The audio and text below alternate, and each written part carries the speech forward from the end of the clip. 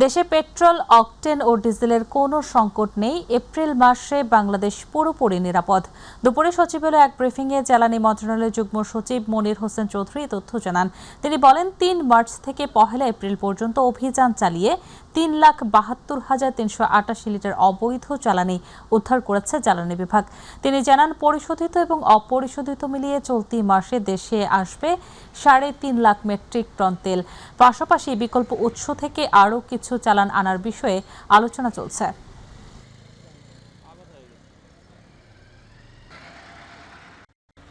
Petrol এবং অকটেনের ক্ষেত্রে আমি আপনাদেরকে বলি যে আপনি যেটা জানতে চেয়েছেন, আমাদের আসলে আমি হিসাব করে দেখেছি যে আমাদের পর্যাপ্ত মজুদ আছে, একদম পর্যাপ্ত মজুদ আছে, আই ক্যান অ্যাসিওর ইউ।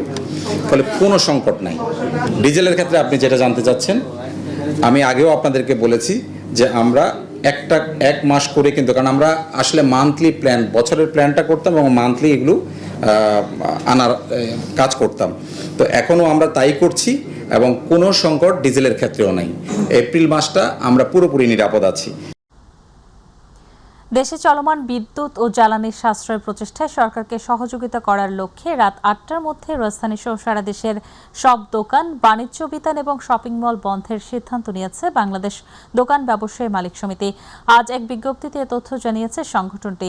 বিজ্ঞপ্তিতে বলা হয়, বাংলাদেশের দোকান ব্যবসায়ী মালিক সমিতি এবং ঢাকা মহানগর দোকান ব্যবসায়ী মালিক সমিতির স্ট্যান্ডিং কমিটির যৌথ সভায় আন্তর্জাতিক জ্বালানি সংকটের কারণে বিদ্যুৎ ও জ্বালানি সাশ্রয় সরকারকে সহযোগিতার লক্ষ্যে ঢাকা সহ বাংলাদেশের সব দোকান, বাণিজ্য বিতান এবং শপিং মল রাত ৮টার মধ্যে বন্ধ রাখার সিদ্ধান্ত নেওয়া হয়েছে। তবে হোটেল, ফার্মেসি, জরুরি প্রয়োজনীয় সেবার দোকান এবং কাঁচা বাজার এই সিদ্ধান্তের আওতামুক্ত থাকবে।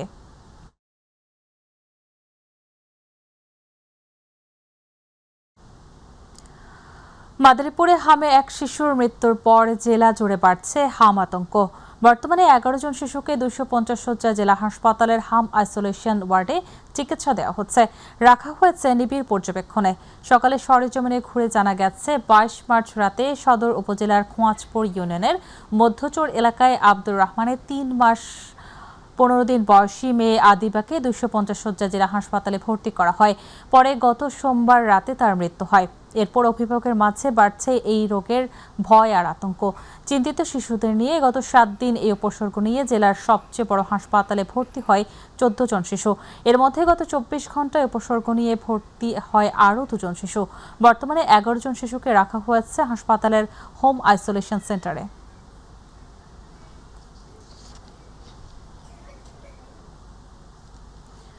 বরিশালে প্রতিদিনই বাড়ছে হাম রোগে আক্রান্ত শিশু রোগীর সংখ্যা। গত ২৪ ঘন্টায় বরিশাল শেরেবাংলা মেডিকেল কলেজ হাসপাতালে মোট ৫৪ জন হাম আক্রান্ত শিশু রোগী ভর্তি হয়েছে। রোগী অনেকটা ছোঁয়াচে হওয়ায় শেরেবাংলা মেডিকেল কর্তৃপক্ষ শিশু ওয়ার্ডের পাশে আলাদা একটি হাম ওয়ার্ড প্রস্তুত করা হয়েছে। এদিকে স্বাস্থ্য অধিদপ্তর জানায়, বিভাগে ৭৭ জন রোগী এই মুহূর্তে হামে আক্রান্ত রয়েছে। অনেক শিশুকে সরকারি হাসপাতালে না রেখে আলাদা করে প্রাইভেট ক্লিনিকেও চিকিৎসা দিচ্ছে। তবে হঠাৎ করেই এই রোগের প্রাদুর্ভাব বেড়ে যাওয়ায় আক্রান্ত শিশু, অন্যান্য শিশু ওয়ার্ডে অভিভাবকরা চিন্তিত হয়ে পড়ছে।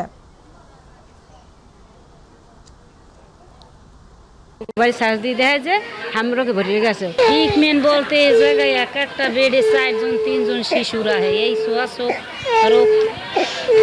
এই কারণে কোনো বাচ্চা ভালো, আমি মনে করি ভালো চিকিৎসা চলেনি। এগুলো তো সাধারণত আপনারা জানেন, আমরাও জানি ছোঁয়াছে রোগ, কিন্তু এক একটা বেডে দেখা যায় ৩ জন ৪ জন, এমনও আছে ৪ জনও দিয়েছে। ময়মনসিংহ মেডিকেল কলেজ হাসপাতালে হাম আক্রান্ত আরও ২৬ শিশুকে ভর্তি করা হয়েছে। গত ২৪ ঘন্টায় সুস্থ হয়ে বাড়ি ফিরেছে ১০ জন রোগী। এখন হাসপাতালে মোট ৭৯ জন শিশু চিকিৎসাধীন রয়েছেন। ১৭ মার্চ থেকে ৩১ মার্চ আজ বৃহস্পতিবার সকাল ৯টা পর্যন্ত ময়মনসিংহ মেডিকেল কলেজ হাসপাতালে মোট ১৭২ জন শিশুর শরীরে হাম শনাক্ত হয়। এর মধ্যে মোট ৯৪ জন শিশু সুস্থ হয়ে বাড়ি ফিরে গেছে। ৫ শিশু চিকিৎসাধীন অবস্থায় মারা গেছেন। তাদের মধ্যে জ্বর ও শ্বাসকষ্টের লক্ষণ ছিল। জ্বর, নিউমোনিয়া, শ্বাসকষ্ট সহ বিভিন্ন জটিলতা নিয়ে হাসপাতালে ভর্তি হচ্ছে। তবে এতে আতঙ্কিত না হয়ে সংক্রমণ হওয়া রোগীদের থেকে অন্যদের দূরে রাখতে হবে। আর যদি শ্বাসকষ্ট সহ অন্যান্য জটিলতা থাকে, এরকম রোগীদের দ্রুত হাসপাতালে ভর্তি করতে হবে। শ্বাসকষ্টই সর্বোচ্চ এখানে জটিলতা নিয়ে আসতেছে, অন্য খারাপ কিছু না, যেগুলির জন্য আপনার পিআইসিইউ বা ওই আইসিইউ দরকার হবে এরকম কোনো পেশেন্ট এখন পর্যন্ত আসেনি। এখন সবচেয়ে বেশি দরকার হলো আপনার সচেতনতা। বছরের শুরু থেকে কুমিল্লা জুড়ে আশঙ্কাজনক হারে বাড়ছে হামের সংক্রমণ। দিন দিন আক্রান্তের সংখ্যা বৃদ্ধির পাশাপাশি দেখা দিচ্ছে নানান জটিলতা।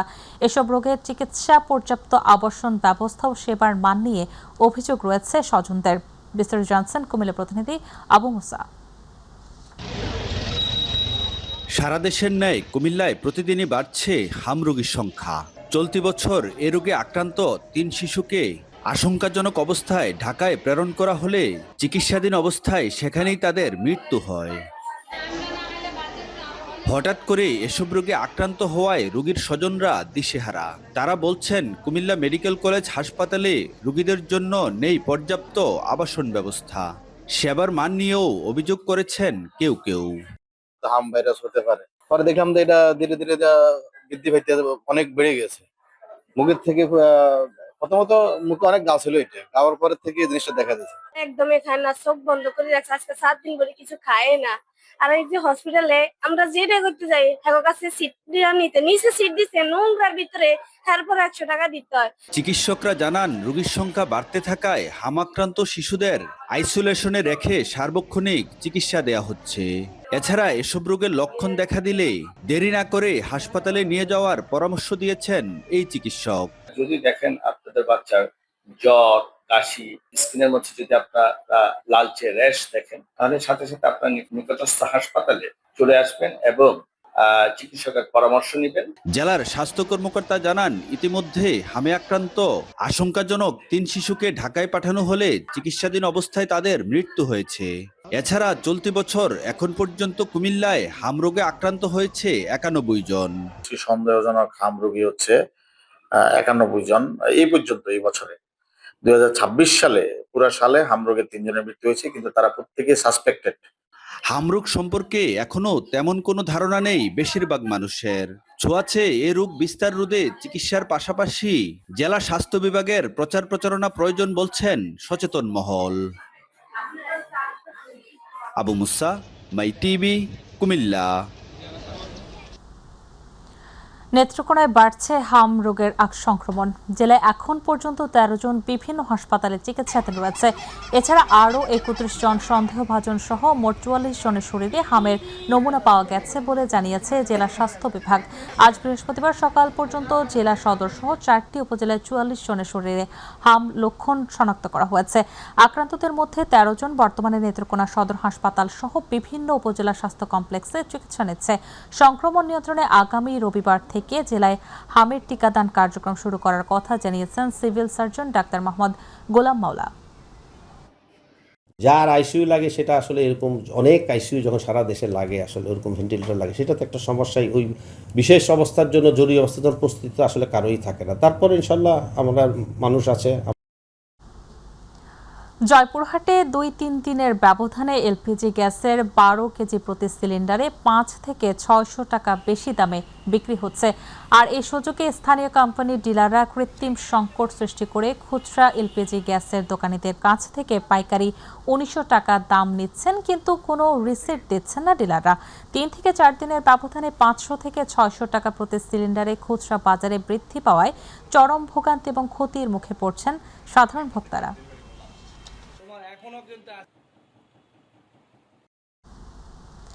তেল দেওয়া হচ্ছে এমন খবরে নেত্রকোনার হোসেনপুর ঢাকা বাসস্ট্যান্ড এলাকায় মোনাকো ফিলিং স্টেশনে আজ সকাল থেকে যানবাহন নিয়ে ভিড় করেছে চালকরা।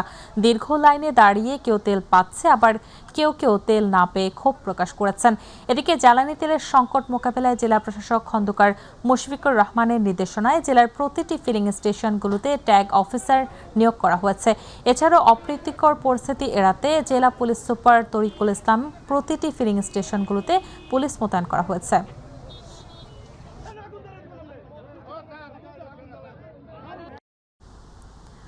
বর্তমান বৈশ্বিক প্রেক্ষাপটে জ্বালানি তেলের বাজারে বিরাজমান অস্থিরতার প্রভাব মোকাবিলায় সীমান্তবর্তী এলাকায় জ্বালানি তেলের অবৈধ মজুদ এবং পাচার প্রতিরোধে দিনাজপুর ব্যাটালিয়ন ৪২ বিজিবির দৃঢ় এবং দায়িত্বশীল ভূমিকা পালন করছে। আন্তর্জাতিক বাজারে জ্বালানি তেলের মূল্য বৃদ্ধি এবং বৈশ্বিক অস্থিতিশীলতার সুযোগে যাতে সীমান্ত দিয়ে পার্শ্ববর্তী দেশে অবৈধভাবে জ্বালানি তেল পাচার করতে না পারে সে লক্ষ্যে বিজিবি সদস্যগণ সীমান্ত এলাকায় টহল, তল্লাশি এবং গোয়েন্দা নজরদারি কার্যক্রম জোরদার করেছে। বিশ্ববাজারে জ্বালানি তেলের মূল্য বৃদ্ধি পাওয়ায় বাংলাদেশ হতে ভারতে জ্বালানি তেল পাচার প্রতিরোধে দিনাজপুর জেলায় দিনাজপুর ব্যাটালিয়নে ৪২ বিজিবি অধীনস্থ ৭টি বিওপি সহ মোট ২৯টি বিওপি এবং ৫টি বিশেষ ক্যাম্প হতে অনিয়মিত টহল এবং অতিরিক্ত বিশেষ টহল পরিচালনার মাধ্যমে টহল তৎপরতা জোরদার করা হয়েছে।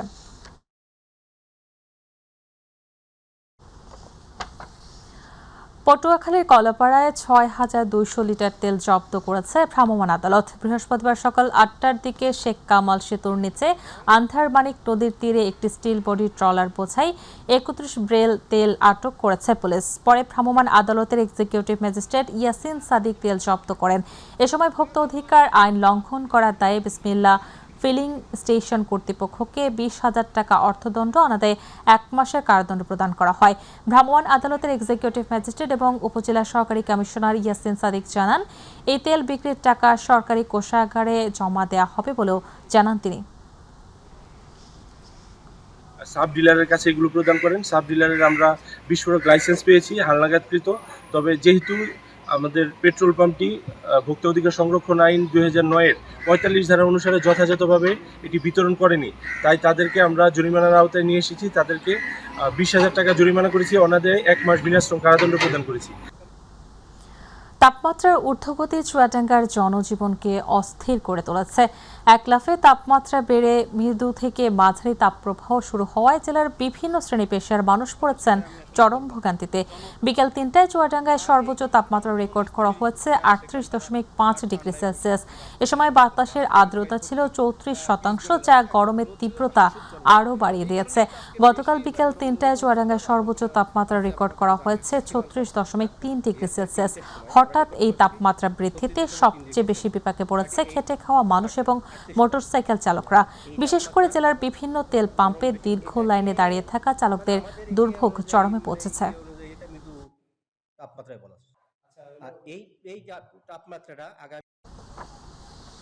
দর্শক, এই মুহূর্তে চুয়াডাঙ্গা থেকে আবহাওয়া পরিস্থিতির খবর জানাচ্ছেন প্রতিনিধি মিঠুন মাহমুদ। ধন্যবাদ আপনাকে। আপনি যেমনটি বলছিলেন, আসলে চুয়াডাঙ্গা জেলাতে প্রচণ্ড পরিমাণের তাপ গ্রহণ করছে। আজকে চুয়াডাঙ্গায় মাঝারি তাপ আমরা আবহাওয়া অফিসে কথা বলেছি। আবহাওয়া অফিস থেকে বলেছেন যে আজকে চুয়াডাঙ্গা জেলার তাপমাত্রা সবচেয়ে বেশি। আসলে চুয়াডাঙ্গা জেলা আজকে ৩৮.৫ ডিগ্রি সেলসিয়াস তাপমাত্রা রেকর্ড করা হয়েছে এবং এই তাপমাত্রার কারণে সকাল থেকে আমরা দেখেছি যে চুয়াডাঙ্গা শহরের যে সমস্ত স্থানে গুরুত্বপূর্ণ স্থানগুলো আমরা কিন্তু লোকজনের আনাগোনা একেবারেই কম দেখেছি। সকাল থেকে প্রচণ্ড পরিমাণের রোদের কারণে যে সমস্ত যানবাহন, বিশেষ করে ভ্যান, পরিবহন, সিএনজি, এই সমস্ত গাড়িগুলো চলাচল করছে অনেকটাই কম। তারপরেও জীবনের ঝুঁকি নিয়ে জীবিকার তাগিদে তারা কিন্তু রাস্তায় বের হয়েছে। আমরা ইতিমধ্যেই দেখেছি যে চুয়াডাঙ্গা শহরের বিভিন্ন স্থানে এই গরমের, প্রচণ্ড গরমের কারণে যে সমস্ত পিচ রাস্তা আছে সেখানে কিন্তু পিচ গলে যাচ্ছে এবং পিচের কারণে যে রাস্তাতে যা বিশেষ করে যারা মোটরসাইকেলে চলাচল করছে তারা কিন্তু অনেকটাই কষ্টের মধ্যে আছে, কারণ যে পরিমাণের তাপ পিচের, সে কারণে কিন্তু আসলে গাড়ি নিয়ে বের হওয়াই অনেকটাই মুশকিলের মধ্যে পড়তে হচ্ছে। আমরা দেখেছি যে শহরের, বিশেষ করে চুয়াডাঙ্গা শহর থেকে যারা বিভিন্ন ধরনের কাজে কর্মে যায় তারা কিন্তু অনেকটাই মানবতার জীবনযাপন করছে। আমরা আবহাওয়া অফিসে কথা বলেছি। আবহাওয়া অফিস থেকে জানিয়েছেন যে পরিমাণে চুয়াডাঙ্গা জেলাতে আসলে গতকালকে চুয়াডাঙ্গা জেলার তাপমাত্রা ছিল ৩৬.০ ডিগ্রি সেলসিয়াস। আজকে কিন্তু একদিনের ব্যবধানে প্রায় ৩ ডিগ্রি সেলসিয়াস তাপমাত্রা কিন্তু বৃদ্ধি করেছে, যার কারণে এই তাপমাত্রার কারণে মানুষ কিন্তু প্রয়োজন ছাড়া ঘরের কেউ বাইরে বের হচ্ছে না এবং যারা বের হচ্ছে তারা কিন্তু সবাই কিন্তু দেখেছি যে ছাতা নিয়ে বের হচ্ছে। পাশাপাশি চিকিৎসকরা বলছেন এই গরমের কারণে যাদের অতিরিক্ত গরম, সে কারণে আসলে বাড়ির থেকে বের হলে অবশ্যই ছাতা ব্যবহার করতে হবে এবং এই গরমে প্রচুর পরিমাণের পানি এবং পানি জাতীয় যে সমস্ত ফল আছে সেগুলো কিন্তু খেতে হবে। তো সব মিলিয়ে ছিল আমার কাছ থেকে চুয়াডাঙ্গা জেলার গরমের সর্বশ্রেষ্ঠ। মিঠুন, আপনাকে ধন্যবাদ। দর্শক, চুয়াডাঙ্গা থেকে আবহাওয়া পরিস্থিতির খবর জানাচ্ছিলেন সহকর্মী মিঠুন মাহমুদ। চলে যাচ্ছি পরবর্তী সংবাদে। দীর্ঘ 1 বছর 7 মাস পর চট্টগ্রামের শাহ আমানত আন্তর্জাতিক বিমানবন্দরে পুনরায় ফ্লাইট চালু করেছে ফ্লাই দুবাই। গতকাল থেকে চট্টগ্রাম দুবাই রুটে প্রতিদিন একটি আগমনী এবং একটি বহির্গমন ফ্লাইট পরিচালনা শুরু হয়েছে। সকাল 8:45টায় দুবাই থেকে আসা ফ্লাইটটি শাহ আমানত অবতরণ করে এবং পরে চট্টগ্রাম থেকে যাত্রী নিয়ে দুবাইয়ের উদ্দেশ্যে উড্ডয়ন করে।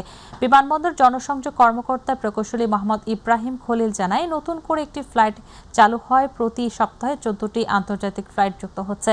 সংশ্লিষ্টরা বলছেন, এতে যাত্রীদের ভ্রমণ সুবিধা বাড়বে এবং চট্টগ্রামের সঙ্গে আন্তর্জাতিক যোগাযোগ আরও শক্তিশালী হবে।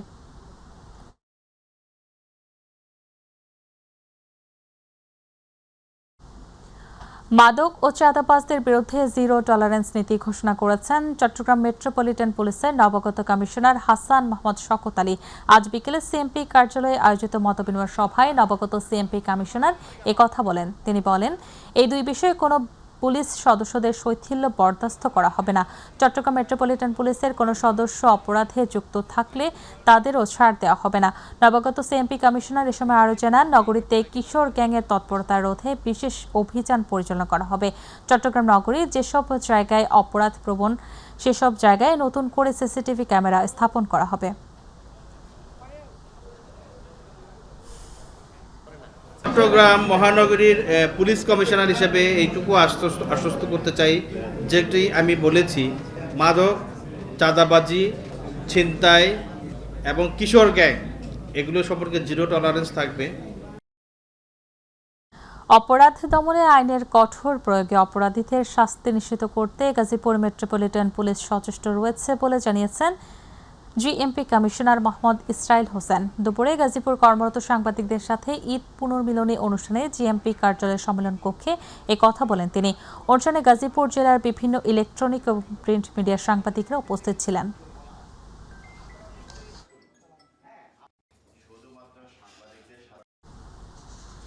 গাইবান্ধার গোবিন্দগঞ্জ উপজেলার রাজাহার ইউনিয়নে মারপিটের ঘটনা ধারণ করতে গিয়ে সাংবাদিকদের উপর হামলার ঘটনা ঘটেছে।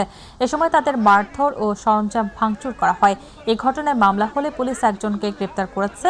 প্রধান আসামি সহ অন্যরা পলাতক রয়েছে এবং তাদের ধরতে গিয়ে অভিযান চলছে বলে জানিয়েছে পুলিশ।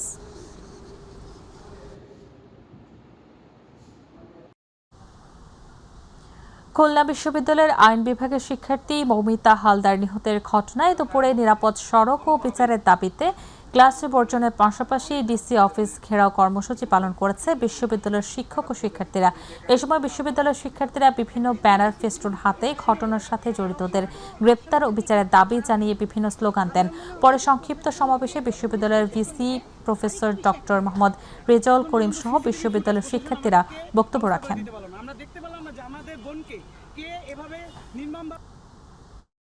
হবিগঞ্জের মাধবপুর উপজেলার মন্তলার রেল স্টেশনের কাছে লাইনচ্যুত হওয়ার 18 ঘণ্টা পর তেলবাহী ট্রেন উদ্ধার করা হয়েছে। ফলে সিলেটের সঙ্গে সারা দেশের রেল যোগাযোগ স্বাভাবিক হয়েছে। বুধবার রাত 9টার দিকে সিলেটগামী ট্রেনটি দুর্ঘটনার কবলে পড়লে অন্তত 6টি বগি লাইনচ্যুত হয়ে ছিটকে পড়ে। এতে বিপুল পরিমাণ তেল ছড়িয়ে পড়ে আশপাশের এলাকা, সড়ক ও খালে। দুর্ঘটনার পর থেকে উদ্ধার কাজে সহযোগিতা করে সেনাবাহিনী, বিজেপি এবং পুলিশ সহ বিভিন্ন সংস্থা।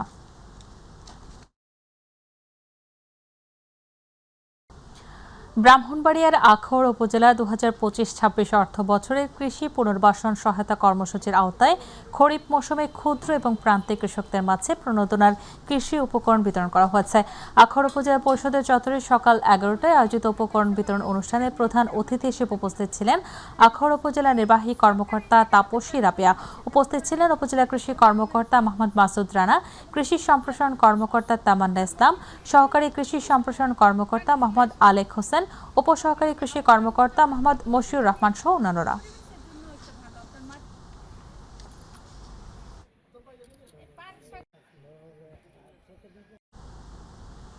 চুয়াডাঙ্গায় তুলা চাষে উদ্বুদ্ধকরণ কৃষক সমাবেশ অনুষ্ঠিত হয়েছে। সমাবেশে কৃষকরা উপস্থিত ছিলেন। দুপুরে চুয়াডাঙ্গার দামুরহুদা গোপালপুর গ্রামে ব্লকে তুলা উন্নয়ন বোর্ডের আয়োজনে এই সমাবেশ অনুষ্ঠিত হয়।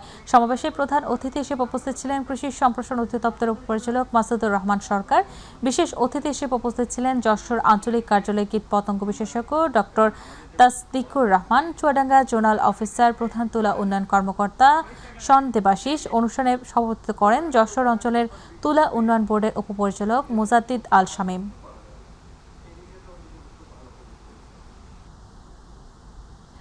ঢাকার নবাবগঞ্জের ভাঙ্গা ভিটার বাঙ্গি স্বাদ আর গন্ধে অতুলনীয়, বহন করছে শত বছরের ঐতিহ্য। তবে এবারের মৌসুমে ন্যায্য দাম না পেয়ে চরম ক্ষতির মুখে পড়েছেন কৃষকরা। আবহাওয়া, পরিবহন সংকট আর বাজার ধস মিলিয়ে দিশেহারা চাষিরা।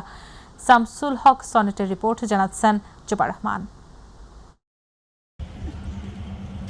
ঢাকার নবাবগঞ্জের কৈলাই ভাঙ্গা ভিটার বাঙ্গি নাম শুনলেই জিভে জল আসে। প্রজন্মের পর প্রজন্ম ধরে কৃষকরা পরম যত্নে চাষ করে আসছেন এই ঐতিহ্যবাহী ফল। একসময় এই এলাকায় যাতায়াতের একমাত্র মাধ্যম ছিল নৌকা। এখন রাস্তা হলেও দুর্ভোগ কমেনি, বরং বেড়েছে উৎপাদন খরচ আর পরিবহন সংকট। বৈরী আবহাওয়া, বৃষ্টি ও শিলাবৃষ্টিতে অনেক বাঙ্গি খেতেই নষ্ট হয়েছে। আবার অসময়ে পাকার কারণে বাজার ধরতে পারেননি কৃষকরা। ফলে উৎপাদন খরচ তুলতেই হিমশিম খেতে হচ্ছে তাদের। বাঙ্গি তো একদম সস্তা, এবার মেগাইলো সব ক্ষয়ক্ষতি হয়েছে। বৃষ্টির লেগে আমরা মাল হচ্ছে শান্তি পাই না। এই যে বাজারে 2500 বেশি, ওখানে 500 বেতন লাগে, 300 বেতন লাগে। যে পয়সা গেছি, মনে হয় আমি 5 বছরে ওটা পারলাম না। ফসলটা ভালো মতন দর পাই তাহলে কৃষক বাঁচবো, আর কৃষক না পায় তাহলে তো মরণ। স্থানীয়দের অভিযোগ, রাস্তা থাকলেও সরাসরি ভালো যোগাযোগ না থাকায় পরিবহন খরচ বেড়ে গেছে। পাইকাররা কম দামে বাঙ্গি কিনতে চাইছেন, এতে কৃষকরা ন্যায্য মূল্য থেকে বঞ্চিত হচ্ছেন। ব্রিটিশটা না হওয়ার কারণে রাস্তা যোগাযোগটা ভালো না। রাস্তা ভালো তো ঢাকা বিক্রি করে এখন বাড়িতে এসে পড়তাম। দেখা যায় বাঙ্গির দামটা কম থাকলেও আপনার ক্যারিং চার্জ বেশি পড়ে যাচ্ছে। এই তো খুব হলে তো কোনো লাভ নাই। আমার পাশে কেউ দাঁড়াইবো? কেউ দাঁড়াইবো না। স্থানীয়দের দাবি, দৌলতপুর বোয়ালখালীর সাথে সংযোগ সড়ক নির্মাণ করা হলে যাতায়াত সহজ হবে। এতে কৃষকরা সরাসরি বাজারে গিয়ে ন্যায্য মূল্যে বাঙ্গি বিক্রি করতে পারবেন। এ ব্যাপারে যাতায়াত ব্যবস্থা দ্রুত উন্নয়ন হবে বলে জানান নবাবগঞ্জ উপজেলা নির্বাহী কর্মকর্তা। আমাদের স্থানীয় সরকার প্রকৌশল বিভাগ থেকে কিন্তু সেখানে একটা নতুন রাস্তা করা হচ্ছে। আশা করা যায় এই অর্থ বছরেই সেই রাস্তার কাজ সমাপ্ত হয়ে যাবে। এই রাস্তার কাজ সমাপ্ত হয়ে গেলে তখন আমাদের কৃষকদের এই বাঙ্গি বাজারজাতকরণ কোনো প্রকার সমস্যার সম্মুখীন হবে না। এদিকে ক্ষতিগ্রস্ত কৃষকদের প্রণোদনা দেওয়ার কথা বিবেচনা করবেন বলে জানালেন নবাবগঞ্জ উপজেলা কৃষি কর্মকর্তা। আসলে মেনলি ক্ষতিগ্রস্ত কৃষক কারা? সবাই তো আর ক্ষতি একরকম হয় না। তো সেই তালিকাটা রাখবো এবং পরবর্তীতে যদি কোনো প্রণোদনার সুযোগ হয় তাদের নাম আমরা পাঠানোর চেষ্টা করব, যাতে পরবর্তীতে তারা যাতে ক্ষতিটা পুষিয়ে নিতে পারে সেরকম ব্যবস্থা করব। শত বছরের ঐতিহ্য বহন করা ভাঙা ভিটার বাঙ্গি এবার যেন কেবল স্বাদেই সীমাবদ্ধ। ন্যায্য মূল্য না পেলে এই ঐতিহ্য টিকিয়ে রাখা কঠিন হয়ে পড়বে বলে আশঙ্কা কৃষকদের। জুবার রহমান, মাই টিভি নিউজ। ঢাকার নবাবগঞ্জের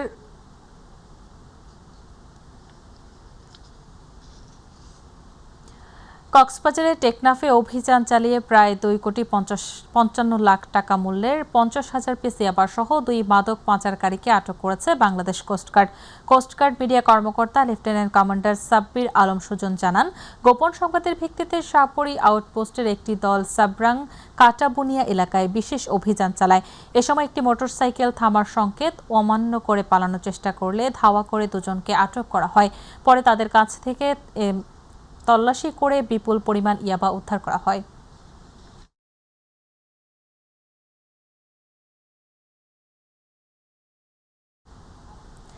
নারায়ণগঞ্জ ফতুল্লার ইস্তার থেকে 53 রাউন্ড গুলিসহ হত্যা, মাদক ও অপহরণের একাধিক মামলার আসামি রাজ্জাক এবং ছেলে ওয়াসিমকে গ্রেপ্তার করেছে পুলিশ। দুপুরে জেলা পুলিশ সুপার কার্যালয় সম্মেলন কক্ষে পুলিশ সুপার মিজানুর রহমান মুন্সি জানান, আজ সকালে শহরের ইস্তাইর 52 বাড়ি থেকে তাদেরকে গ্রেপ্তার করা হয়। এ সময় তার দেয়া তথ্য মতে 53 রাউন্ড গুলি উদ্ধার করা হয়েছে। রাজ্জাক শীর্ষ মাদক ব্যবসায়ী। সে মোবারক এবং গুগল হত্যা মামলার প্রধান আসামি ছাড়াও তার বিরুদ্ধে একাধিক গুম, হত্যা এবং মাদক সহ 12টি মামলা রয়েছে। তার ছেলে ওয়াসিমের বিরুদ্ধে মাদক ও চাঁদাবাজির সহ 7টি মামলা রয়েছে।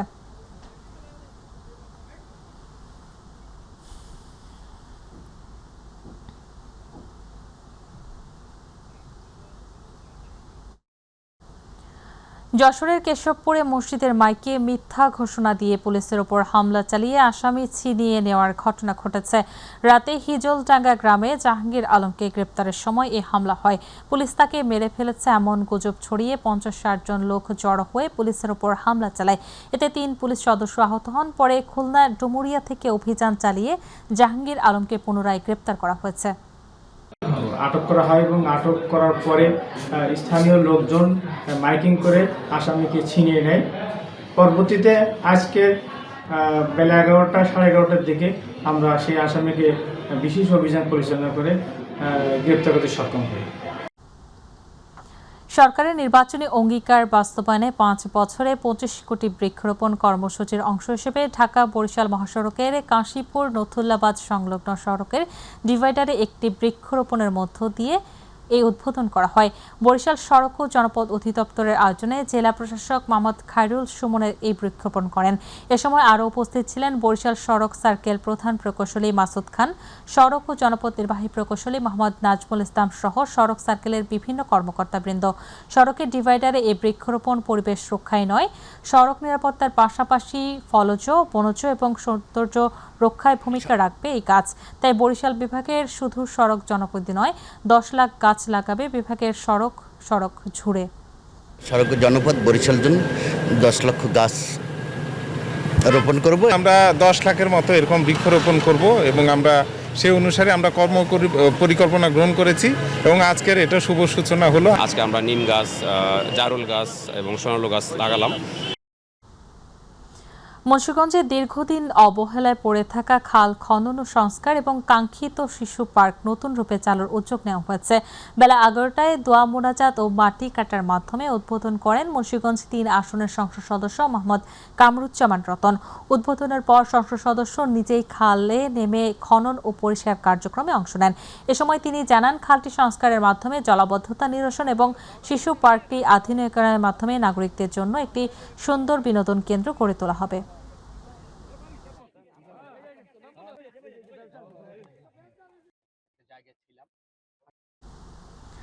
অফিস সময়ে ডাক্তারদের প্রাইভেট হাসপাতাল ও ডায়াগনস্টিক সেন্টারে রোগী দেখতে না যাওয়ার অনুরোধ জানিয়েছেন চাঁদপুর 3 আসনের সংসদ সদস্য শেখ ফরিদ আহমেদ মানিক। চাঁদপুর সদর হাসপাতালে প্রাইভেট হাসপাতাল ও ডায়াগনস্টিক সেন্টার মালিকদের সম্মিলিত উদ্যোগে কম খরচে রোগী সেবা কার্যক্রম উদ্বোধনে প্রধান অতিথির বক্তব্যে তিনি আহ্বান জানান। এ সময় তিনি আরও বলেন, হাসপাতালে দালাল এবং ঔষধ কোম্পানির বিক্রয় প্রতিনিধিরা আসতে পারবে না। এ বিষয়ে সবাইকে সচেতন থাকতে হবে।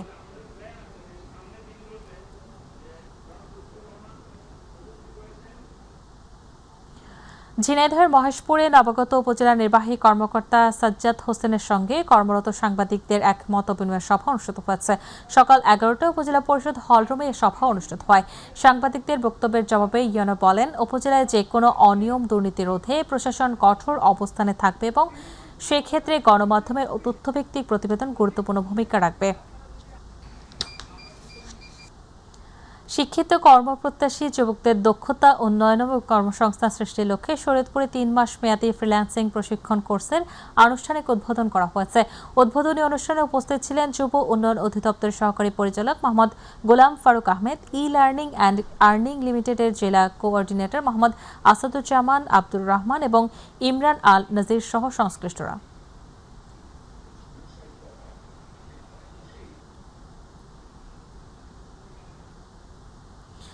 ভোলার মনপুরা উপজেলায় কৃষি উন্নয়ন এবং পুষ্টি নিরাপত্তা জোরদারে দিনব্যাপী পার্টনার ফিল্ড স্কুল কংগ্রেস অনুষ্ঠিত হয়েছে। সকালে উপজেলা পরিষদ হলরুমে পার্টনার প্রকল্পের আওতায় উপজেলা কৃষি সম্প্রসারণ অধিদপ্তরে কংগ্রেসের আয়োজন হয়। উপজেলা নির্বাহী অফিসার আবু মুসার সভাপতিত্বে অনুষ্ঠানে প্রধান অতিথি ছিলেন পার্টনার প্রকল্পের বরিশাল অঞ্চলের senior monitoring officer Mohammad Riazuddin. বিশেষ অতিথি ছিলেন ভোলা খামারবাড়ির উদ্ভিদ সংরক্ষণ বিভাগের অতিরিক্ত উপপরিচালক বাহুদ্দিন শেখ।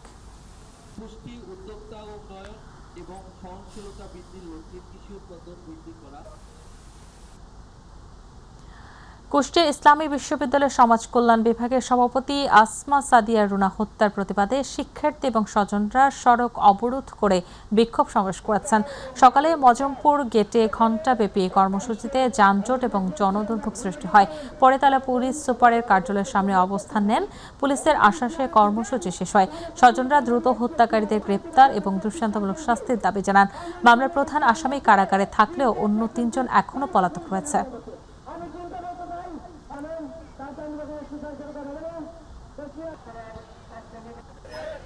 যেটার একটা সিন্ডিকেট ছিল, সেই সিন্ডিকেটের মূল হোতা ছিলেন শ্যাম, মমতা এবং ফজলু বিশ্বজিৎ।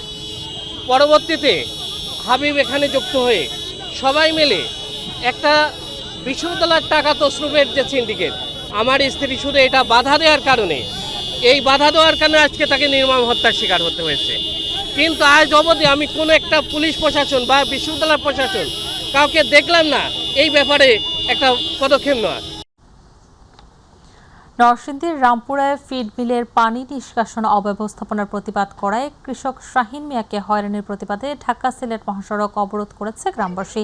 বেলা 11টা থেকে দুপুর 1টা 20 পর্যন্ত অবরোধ সৃষ্টি করে গ্রামবাসী। এতে মহাসড়কের দুই পাশে অন্তত 10 কিলোমিটার এলাকা জুড়ে দেখা যায় তীব্র যানজট। পরে উপজেলা নির্বাহী অফিসার মাসুদ রানা এবং পুলিশের পক্ষ থেকে ন্যায় বিচারের আশ্বাস দিলে অবরোধ তুলে নেয় গ্রামবাসী। আমাদের এলাকার বেশ কিছু জমিন, আপনার ফসলি যেমন নষ্ট হইতেছে। ওসি সাহেব সহ সবাই আমরা সেখানে তাদের সাথে তাদের যেসব দাবি দেওয়া আছে বিষয়গুলো আমরা শুনবো। সবার সাথে কথা আছে, আপনি বাইরে আসেন বইলা তারা উড়ায় নিচ্ছে। তারা ধরাইছে তাদের। গাইবান্ধায় প্রতিবন্ধী ব্যক্তিদের মাঝে বিভিন্ন ধরনের সহায়ক উপকরণ এবং ইউনিয়ন ও ওয়ার্ড দুর্যোগ ব্যবস্থাপনা কমিটির সদস্যদের মাঝে দুর্যোগকালীন উদ্ধারে জরুরি সরঞ্জাম বিতরণ করা হয়েছে। জার্মান ভিত্তিক দাতা সংস্থা AWO ইন্টারন্যাশনালের সহযোগিতা এবং গণ উন্নয়ন কেন্দ্রের উদ্যোগে সংস্থাটির প্রধান কার্যালয়ে এই উপকরণ বিতরণ করা হয়। অনুষ্ঠানে প্রধান অতিথি হিসেবে উপকরণ বিতরণ করেন জেলা প্রশাসক মোহাম্মদ মাসুদুর রহমান মোল্লা।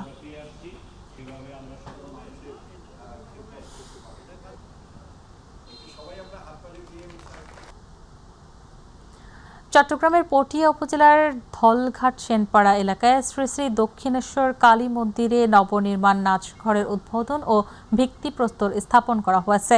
লিটন মিশ্রের সভাপতিত্বে অনুষ্ঠানে উপস্থিত ছিলেন সংগঠনের কেন্দ্রীয় এবং স্থানীয় নেতৃবৃন্দ সহ বিশিষ্টজনেরা।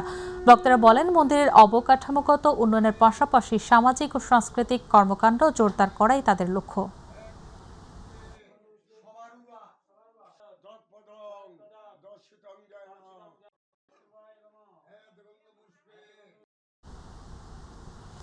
মহান স্বাধীনতা দিবস উপলক্ষে ঝিনাইদহে কেন্দ্রীয় শহীদ মিনারের পাদদেশে 4 দিনব্যাপী নাটক মঞ্চায়িত হচ্ছে। ঝিনাইদহ থিয়েটারের আয়োজনে লামিয়া ঐশ্বর রচনা এবং নির্দেশনায় পালা নাট্যে অংশ নেয় 11 জন নাট্যকার। 30 মিনিট ব্যাপী এই পালায় গ্রামীণ ঐতিহ্যের অন্যতম ধারক পালাকারের জীবনবোধ, অনুভূতি এবং সংগ্রামের গল্প উঠে আসে হৃদয়স্পর্শী উপস্থাপনায়, যা উপভোগ করে শহর এবং শহরতলীয় শত শত দর্শক। বাঙালি ঐতিহ্য এবং সংস্কৃতিকে বাঁচিয়ে রাখা ও তার নতুন প্রজন্মের মাঝে পরিচয় করিয়ে দেওয়ার উদ্দেশ্যই মঞ্চায়িত হয় এই পালানাট্য বলে জানান আয়োজকরা।